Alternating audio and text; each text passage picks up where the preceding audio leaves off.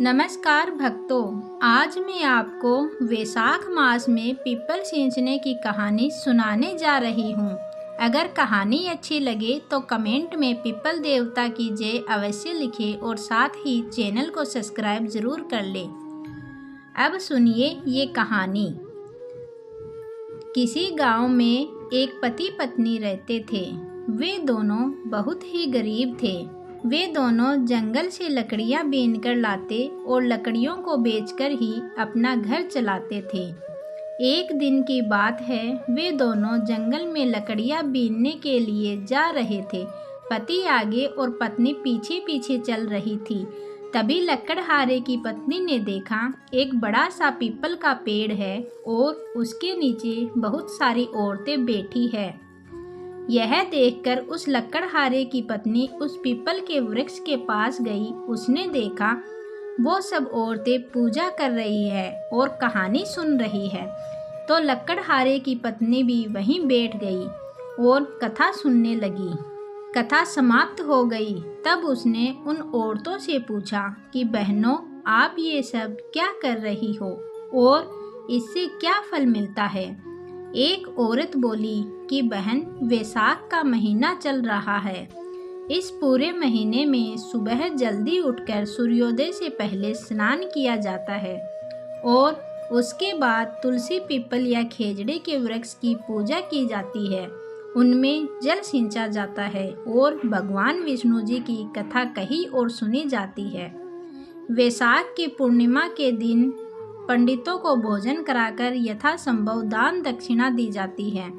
लेकिन ध्यान रहे, वैशाख स्नान में रविवार के दिन पीपल की पूजा नहीं की जाती।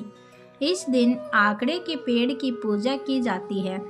अगर वैशाख मास में मन से पूजा पाठ किया जाए और वैशाख स्नान किया जाए तो अन्न, धन, सुख, समृद्धि और मनोवांछित फल की प्राप्ति होती है।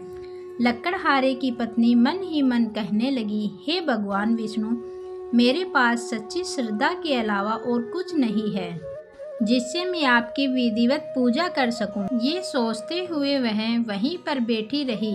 जब सब औरतें पूजा करके चली गई तब लकड़हारे की पत्नी ने अपनी साड़ू के पल्लू को तालाब में डुबोया और गीला करके पीपल के पेड़ की जड़ में लाकर निचोड़ दिया। रोजाना वह यही करती और पूजा करती। उसके मन में सच्ची श्रद्धा और आस्था थी और उसे पूरा विश्वास था कि भगवान विष्णु उसकी पुकार जरूर सुनेंगे। जब शाम को दोनों पति पत्नी लकड़ी लेकर घर आते तो लकड़हारे की पत्नी एक लकड़ी निकालकर अलग रख देती, क्योंकि वह सोचती थी कि जब लकड़ी इकट्ठी हो जाएगी तो पूर्णिमा के दिन इन्हें बेचकर ब्राह्मणों को भोजन करा देगी। ऐसा करते करते पूरा वैशाख का महीना बीत गया और पूर्णिमा का दिन आ गया। तो सुबह उसने अपने पति से कहा, आज मैं लकड़ियां बीनने नहीं जाऊंगी, मेरी तबीयत ठीक नहीं है। तो उसके पति ने कहा, ठीक है, तुम आराम करो, मैं लकड़ी लेने जाता हूँ। और वह अकेले ही लकड़ी लेने चला गया और उसके जाते ही वह लकड़ी जो उसने इकट्ठी की थी उन्हें लेकर बेचने के लिए चल दी और भगवान विष्णु की कृपा से वे सब लकड़ियां चंदन की हो गई। लेकिन लकड़हारे की पत्नी को इस बारे में कुछ भी पता न था। तो जैसे ही वह राजमहल के आगे से निकली तो चंदन की बहुत ही खुशबू आई। राजा ने सैनिकों से पूछा, ये खुशबू कहाँ से आ रही है।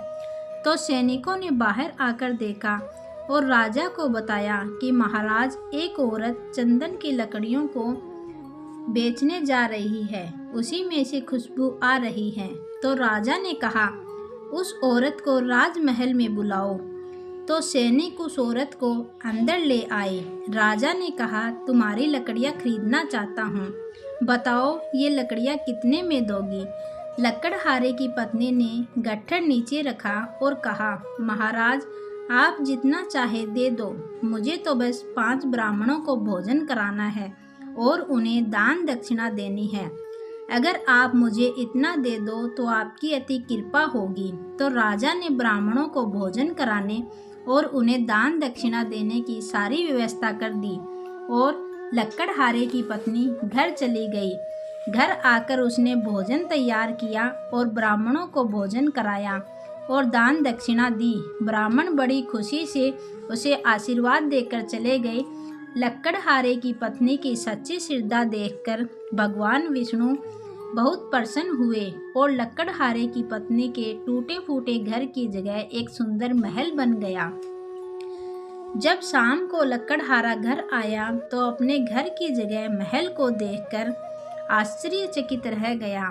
तब गांव वालों ने उससे कहा, तुम तो सारा दिन जंगल में लकड़ियां बीन रहे थे और तुम्हारी पत्नी पता नहीं क्या कर रही थी।